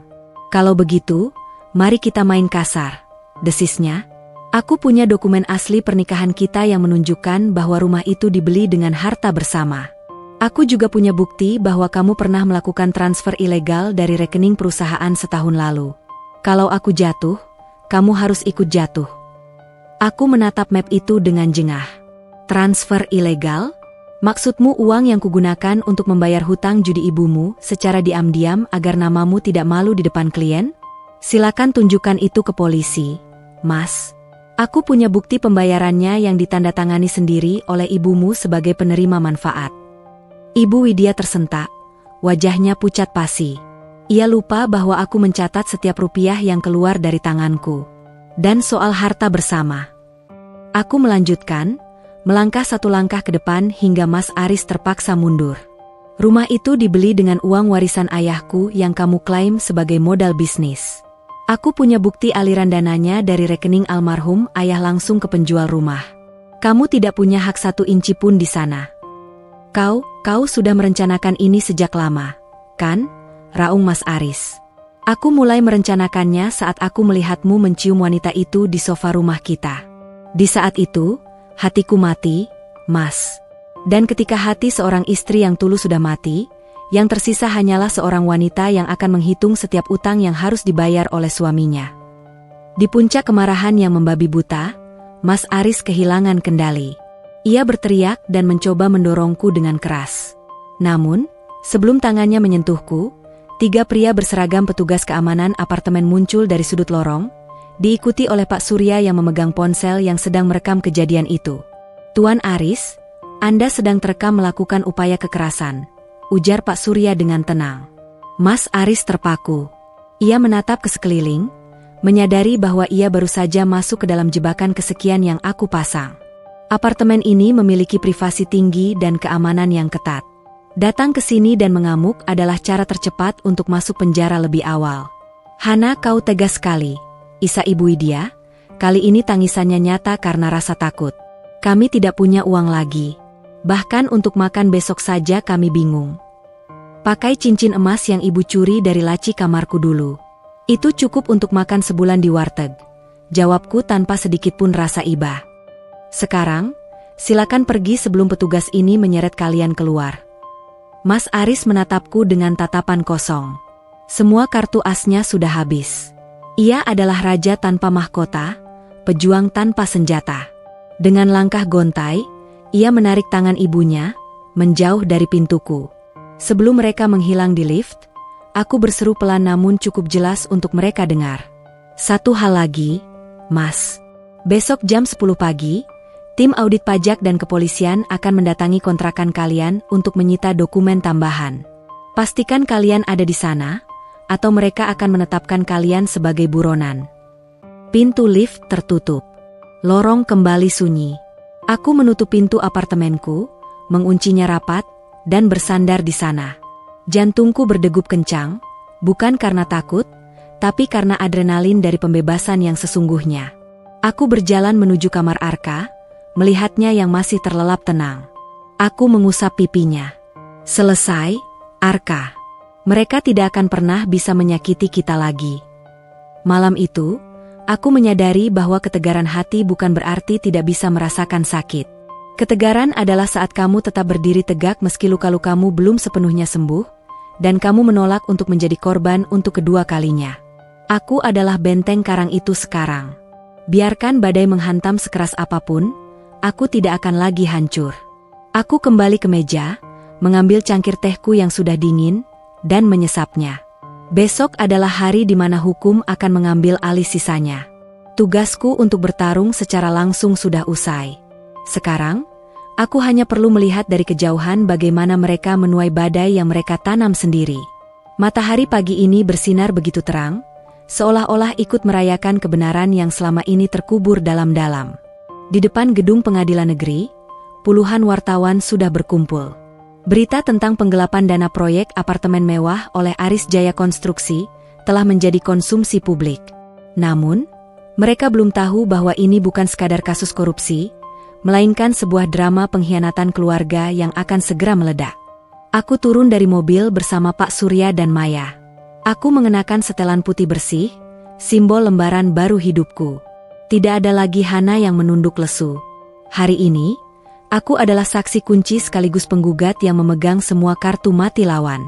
Di lobi pengadilan, aku melihat mereka. Mas Aris dan Ibu Widya sedang duduk di bangku panjang dengan wajah yang sangat menyedihkan. Mas Aris tidak lagi memakai setelan jas mahal. Kemejanya tampak kebesaran karena berat badannya turun drastis. Ibu Widya mencoba menutupi wajahnya dengan syal murah, namun sorot matanya yang panik tidak bisa disembunyikan. "Hana?" Mas Aris mencoba berdiri saat aku melintas, namun petugas kepolisian yang menjaganya segera menekannya kembali untuk duduk. Aku tidak menoleh. Bagiku, mereka hanyalah bagian dari dekorasi masa lalu yang sedang menunggu untuk dibuang. Sidang dimulai. Ruangan penuh sesak. Agenda hari ini adalah pembuktian atas dugaan tindak pidana pencucian uang dan pemalsuan dokumen. Saudara Jaksa Penuntut Umum, silakan hadirkan bukti pertama, ucap Hakim Ketua dengan suara berat. Maya, yang bertindak sebagai ahli forensik digital, maju ke depan. Ia menghubungkan laptopnya ke proyektor besar di ruang sidang. Detik berikutnya, layar menampilkan slide yang membuat seisi ruangan berbisik riuh. Itu adalah rekaman transaksi ban yang sangat detail. Garis-garis merah menunjukkan aliran dana dari rekening proyek menuju sebuah akun atas nama Amanda Sari. Jumlahnya fantastis. Namun, yang paling mengejutkan adalah log percakapan di bawahnya. Sayang, uang dari tanah Hana sudah masuk. Aku sudah transfer ke rekeningmu 500 juta. Kita beli apartemen di Paris atas namamu ya, biar tidak bisa dilacak istri bodohku itu, bunyi pesan dari Mas Aris yang terpampang nyata. Wajah Mas Aris pucat pasi. Ia mencoba mengelak, itu palsu. Itu hasil rekayasa. Harap tenang, terdakwa, bentak hakim. Maya kemudian memutar sebuah video. Bukan video perselingkuhan, melainkan rekaman CCTV tersembunyi dari ruang tamu rumah kami setahun lalu. Di sana terlihat Ibu Widya sedang membongkar lemari kerjaku, mengambil akta tanah warisan ayahku, dan menyerahkannya pada Mas Aris sambil berbisik, "Cepat palsukan tanda tangannya. Dia tidak akan sadar. Pakai uangnya untuk modal kita jalan-jalan." Ibu Widya langsung menjerit histeris di kursi penonton. "Bukan, itu bukan saya. Saya difitnah." "Diam." Hakim mengetuk palu berkali-kali. Kemenangan ini terasa begitu mutlak saat Pak Surya menghadirkan bukti pamungkas, Jeng Sandra sebagai saksi. Teman sosialita Ibu Widya itu maju dengan gaya anggunnya yang biasanya, namun kali ini ia membawa belati untuk mantan sahabatnya. "Benar, Pak Hakim," ujar Jeng Sandra sambil melirik Ibu Widya dengan jijik. "Terdakwa Widya sering bercerita pada kami bahwa menantunya hanyalah pelayan gratis. Dia bahkan pernah memamerkan cincin yang dia curi dari menantunya dan bilang itu hadiah dari anaknya. Kami semua ditipu oleh gaya hidup mewahnya yang ternyata hasil memeras keringat orang lain.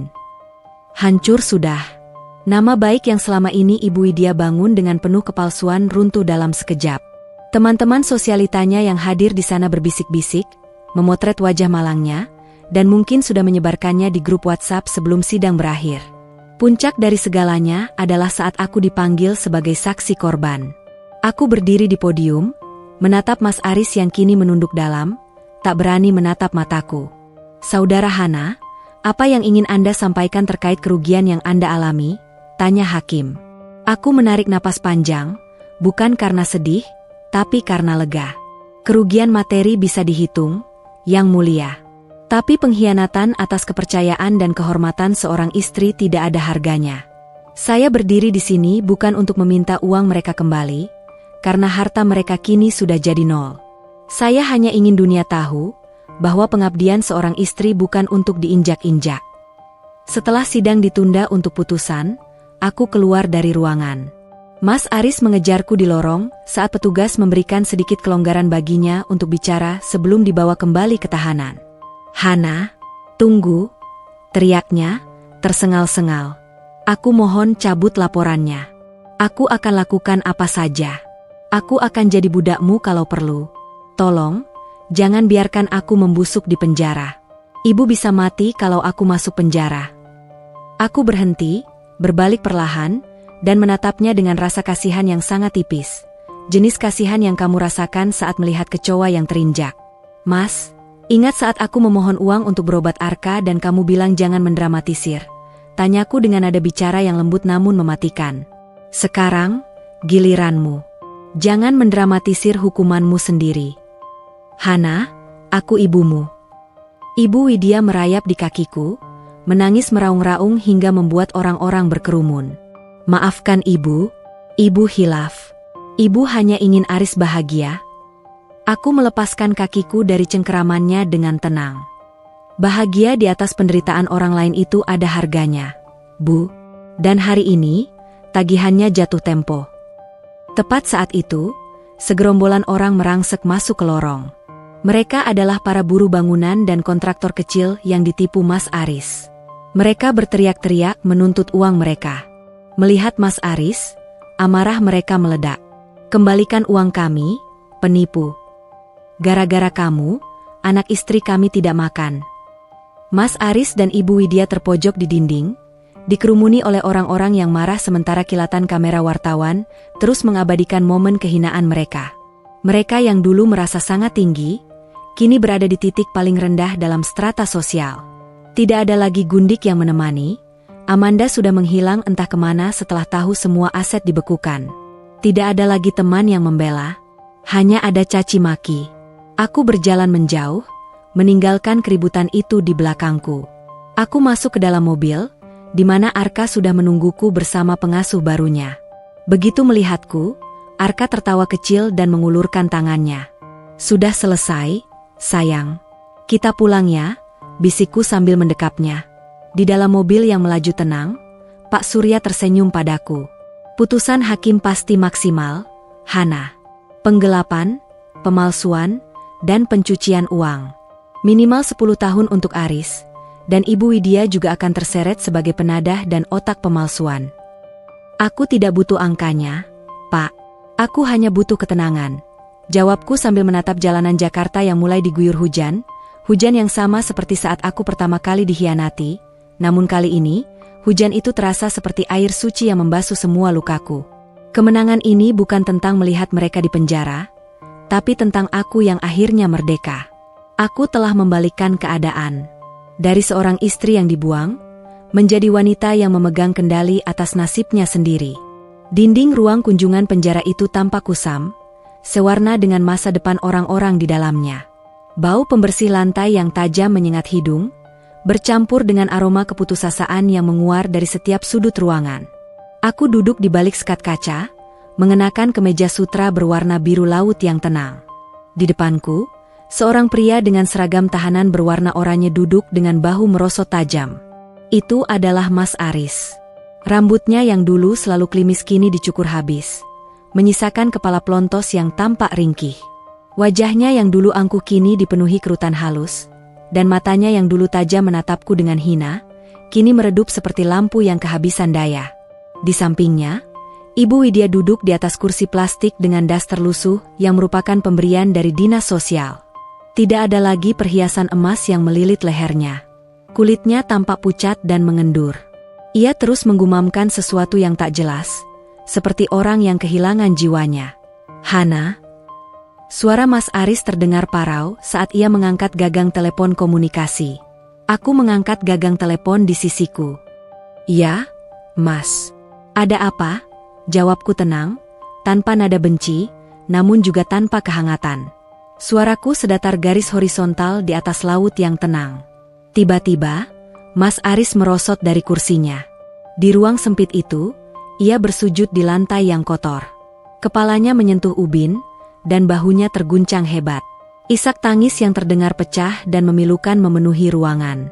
"Maafkan aku, Hana. Ampuni aku. Aku mengaku salah, aku binatang. Aku bodoh," rintihnya dari bawah sana. "Tolong cabut tuntutannya, Hana. Aku tidak kuat di sini. Orang-orang di dalam sangat jahat padaku. Mereka tahu aku menggelapkan uang buruh, mereka menghajarku setiap malam." Ibu Widya ikut merosot, mencoba meraih ujung sepatuku dari balik celah bawah kaca, namun tentu saja tidak sampai.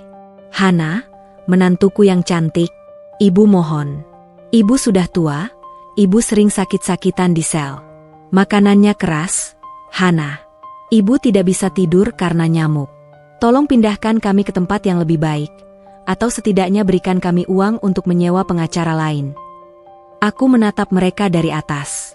Pemandangan ini seharusnya membuatku merasa menang. Namun yang kurasakan hanyalah kekosongan yang amat sangat. Ternyata, melihat musuhmu hancur tidak memberimu kebahagiaan. Ia hanya memberimu penutupan. "Bangunlah, Mas. Jangan mengotori bajumu lebih dari yang sudah kamu lakukan," ucapku dingin. Mas Aris kembali duduk dengan wajah basah oleh air mata. "Kamu masih punya rasa sayang padaku, kan? Ingat masa lalu kita, Hana. Ingat saat kita pertama kali bertemu. Kita pernah bahagia." "Bahagia?" Aku memotong kalimatnya dengan senyum tipis yang menusuk. "Bahagia versi siapa, Mas? Versi kamu yang bebas bersenang-senang dengan hartaku, atau versi aku yang menahan lapar demi susu Arka?" "Aku akan berubah. Aku bersumpah akan jadi suami yang baik. Kita mulai lagi dari nol di rumah kecil pun aku mau. Asal sama kamu dan Arka, rayunya dengan sisa-sisa harapan yang kosong. Aku menyandarkan punggungku, menatapnya dengan tatapan yang sangat jernih. Itulah masalahmu, Mas. Kamu pikir hidup ini seperti kaset yang bisa kamu putar ulang saat kamu salah memainkan nadanya. Kamu lupa bahwa setiap luka yang kamu torehkan sudah menjadi bekas luka yang permanen. Hana, tolonglah. Ibu ini orang tuamu juga, rengek Ibu Widya dengan suara gemetar. Aku mengalihkan pandanganku pada wanita tua itu. Ibu, dulu ibu bilang aku adalah beban.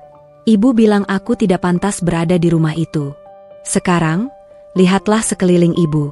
Inilah rumah yang pantas untuk orang yang tidak tahu cara menghargai ketulusan. Di sini, ibu tidak perlu pusing soal estetika meja makan, karena di sini, yang penting adalah bertahan hidup. Kamu kejam sekali, Hana. Kamu berubah jadi monster. Teriak Mas Aris, amarahnya mulai muncul kembali karena permintaannya ditolak. Monster? Aku tertawa, tawa yang terdengar sangat merdu namun mematikan. Bukan, Mas. Aku bukan monster. Aku adalah cermin. Aku hanya memantulkan kembali setiap perlakuan yang kalian berikan padaku dulu. Kalian memberiku duri, maka aku kembalikan semak belukar. Kalian memberiku pengkhianatan, maka aku kembalikan keadilan. Aku berdiri, memberi tanda pada petugas bahwa kunjunganku sudah selesai. Tunggu, Hana, jangan pergi. Arka, bagaimana kabar Arka? Tanya Mas Aris dengan putus asa. Aku berhenti sejenak, namun tidak duduk kembali. Arka sehat. Dia mulai belajar bicara. Dan tahu apa kata pertama yang dia ucapkan? Ibu. Dia tidak mengenal kata ayah, Mas. Dan aku akan memastikannya tetap begitu. Baginya, ayahnya sudah pergi jauh ke tempat di mana orang-orang jahat tinggal. Aku tidak akan membiarkan setetes pun racun darimu menyentuh jiwanya yang bersih. Hana, kamu tidak bisa menjauhkan anakku dariku, teriak Mas Aris sambil memukul-mukul kaca sekat. Secara hukum, hak asuh penuh ada di tanganku karena perilaku buruk dan catatan kriminalmu. Kamu hanyalah orang asing yang kebetulan menyumbangkan darah untuknya. Jawabku tanpa berkedip. Ini adalah kata-kata terakhirku untuk kalian. Jangan pernah mencoba menghubungiku lagi melalui siapapun. Bagiku, kalian sudah mati di malam kalian membuang makanan dariku ke tempat sampah. Aku meletakkan gagang telepon. Aku bisa melihat mulut Mas Aris bergerak-gerak meneriakkan namaku, namun suaranya tidak lagi terdengar. Aku melihat petugas menyeretnya kembali ke dalam sel bersama ibunya yang meraung-raung seperti orang gila. Aku melangkah keluar dari gedung penjara. Udara segar di luar menyambutku. Aku menghirupnya dalam-dalam, membiarkan setiap partikel udara membersihkan sisa-sisa masa laluku. Di parkiran, Arka sedang duduk di kursi bayi di dalam mobil baruku, ditemani oleh Pak Surya. Begitu melihatku, wajah Arka berseri-seri. Bu, serunya gagap. Aku masuk ke mobil dan memeluknya erat. Iya, sayang. Ibu di sini. Kita pulang ya. Sudah selesai semuanya, Hana? Tanya Pak Surya sambil menyalakan mesin. Sudah, Pak. Tidak ada lagi yang tersisa. Baik cinta, benci, maupun dendam. Semuanya sudah lunas, jawabku. Saat mobil bergerak menjauh dari penjara, aku tidak menoleh ke belakang sedikit pun. Aku menatap lurus ke depan, ke arah matahari yang mulai terbenam dengan warna jingga yang indah. Masa laluku mungkin penuh dengan air mata dan darah, tapi masa depanku adalah selembar kertas putih yang bersih, siap kutulis dengan tawa dan kebahagiaan yang sesungguhnya. 3 tahun telah berlalu sejak badai yang nyaris menenggelamkan hidupku mereda. Pagi ini, aku berdiri di balkon sebuah gedung perkantoran di pusat Jakarta. Langit biru bersih membentang luas, memantulkan cahaya pada papan nama perunggu di depan ruangan kerjaku yang bertuliskan, Hana Kirana, Direktur Utama PT Pelita Harapan. Bisnis konsultan keuangan dan bantuan hukum bagi wanita yang kurintis dari sisa-sisa aset ayah kini tumbuh pesat. Aku tidak hanya membangun kembali kekayaanku, tetapi aku membangun sebuah tempat perlindungan bagi mereka yang pernah berada di posisiku, wanita-wanita yang dianggap lemah, namun memiliki kekuatan baja di balik air matanya. Selamat pagi, Bu Hana. Ini laporan perkembangan yayasan untuk bulan ini. Semua berjalan sesuai rencana, suara lembut Maya membuyarkan lamunanku. Ia kini bukan sekadar rekan kerja, melainkan sahabat terbaik sekaligus tangan kananku. Aku tersenyum, mengambil dokumen itu. Terima kasih, Maya. Bagaimana kabar kasus Ibu Siti? Kita sudah mengamankan hak asuhnya, Mbak. Suaminya yang dulu mencoba menjual rumah mereka kini harus berurusan dengan pihak berwajib. Ibu Siti sangat berterima kasih pada Mbak, jawab Maya dengan binar bangga di matanya. Bagus. Pastikan dia mendapat dukungan psikologis juga. Memulihkan harta itu mudah, memulihkan jiwa yang hancur itu yang butuh waktu. Pesanku. Sore harinya, aku menjemput Arka dari sekolah Taman Kanak-Kanak Internasional. Begitu melihat mobilku berhenti, bocah lelaki berusia 5 tahun itu berlari kecil dengan tas punggung bergambar pahlawan super. Wajahnya cerah, pipinya kemerahan, dan matanya berbinar sehat. Sangat jauh dari bayang-bayang bocah pucat yang dulu kudeap di tengah hujan. Ibu, lihat, Arka dapat bintang emas hari ini. Serunya sambil menunjukkan sebuah stiker di telapak tangannya. Aku berlutut, memeluknya erat. Harum sabun bayi dan keringat matahari dari tubuhnya adalah parfum terbaik di dunia bagiku. Hebat sekali anak ibu. Mau merayakan dengan makan es krim coklat? Mau? Teriaknya gembira. Saat kami duduk di sebuah kedai es krim yang nyaman di pinggir kota, sebuah berita di televisi lokal menarik perhatianku. Kabar singkat tentang pembebasan bersyarat beberapa narapidana kasus penipuan. Nama Mas Aris tidak ada di sana. Hukumannya terlalu berat untuk sekadar bebas awal, namun ada cuplikan singkat tentang kehidupan di panti jompo milik pemerintah. Di sana, aku melihat sekilas sosok wanita tua yang duduk di kursi roda, menatap kosong ke arah taman. Itu Ibu Widya. Kudengar dari Pak Surya, setelah Mas Aris divonis belasan tahun, kondisi mentalnya menurun drastis. Ia sering berhalusinasi tentang perhiasan emas dan pesta-pesta mewah yang sudah lama lenyap. Aku merasakan getaran kecil di hatiku, namun bukan rasa benci, bukan pula rasa puas. Itu adalah rasa syukur. Syukur karena aku telah melepaskan tali yang mengikatku pada mereka. Jika aku tetap menjadi Hana yang dulu, Hana yang tunduk dan penuh ketakutan, mungkin aku akan berakhir di sana, ikut hancur bersama mereka. Ibu, kenapa melamun? Tanya Arka sambil menyodorkan sesendok es krim ke arahku. Aku tertawa kecil, menghapus noda coklat di pipinya. Tidak apa-apa, Nak. Ibu hanya sedang berpikir betapa indahnya hari ini. Malam harinya, setelah Arka tertidur pulas, aku duduk di ruang perpustakaan pribadiku. Aku membuka sebuah kotak kayu jati tua, kotak milik ayah yang dulu menyelamatkanku. Di dalamnya, aku menyimpan sebuah foto pernikahan lama yang sudah kusobek bagian suaminya. Hanya ada aku, mengenakan kebaya putih, menatap kamera dengan mata yang penuh ketidaktahuan. Aku mengambil sebuah pena dan menuliskan sesuatu di balik foto itu. Pernikahan bukanlah pelabuhan terakhir, melainkan sebuah perjalanan. Jika nahodamu mencoba menenggelamkan kapalmu, jangan takut untuk berenang sendiri. Lautan itu luas, dan kamu akan menemukan daratan yang lebih indah dengan kekuatan tanganmu sendiri. Aku menyimpan foto itu kembali, lalu menutup kotak itu untuk selamanya. Aku tidak lagi membutuhkan pengingat akan luka, karena luka-luka itu telah berubah menjadi peta yang menuntunku menuju kebijaksanaan. Rumah ini sekarang penuh dengan kedamaian. Tidak ada teriakan, tidak ada piring yang pecah, tidak ada bau kebohongan yang menyesakkan dada.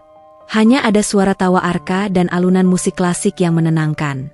Aku melangkah menuju jendela besar, menatap bintang-bintang yang bertaburan di langit Jakarta. Dulu, aku mengira dunia ini berakhir saat asetku dijual dan harga diriku diinjak-injak. Namun ternyata, itu hanyalah cara semesta untuk melucuti segala beban palsu agar aku bisa terbang lebih tinggi. Pengabdianku kini bukan lagi untuk pria yang tidak tahu cara menghargai, melainkan untuk diriku sendiri, untuk anakku, dan untuk sesama wanita yang masih berjuang di luar sana. Aku telah membalikan keadaan bukan dengan menjadi jahat, melainkan dengan menjadi kuat dan berdaulat atas hidupku sendiri. Penutup, catatan dari Hana. Kehidupan mungkin akan menjatuhkanmu berkali-kali, menghujanimu dengan pengkhianatan dari orang yang paling kamu percayai. Namun ingatlah, kamu bukan sekadar hiasan di sebuah rumah. Kamu adalah pemilik napasmu sendiri. Jangan pernah takut untuk memulai dari nol, Karena 0 adalah angka di mana kamu bisa menambahkan nilai apapun yang kamu mau. Dari sebuah piring yang retak, aku membangun istana. Dari sebuah tangisan sunyi, aku menciptakan simfoni kemenangan. Malam ini, aku tidur dengan senyuman. Bukan karena aku telah berhasil menghancurkan musuhku, tapi karena aku telah berhasil menyelamatkan diriku sendiri. Dan bagi seorang wanita, itulah kemenangan yang paling agung.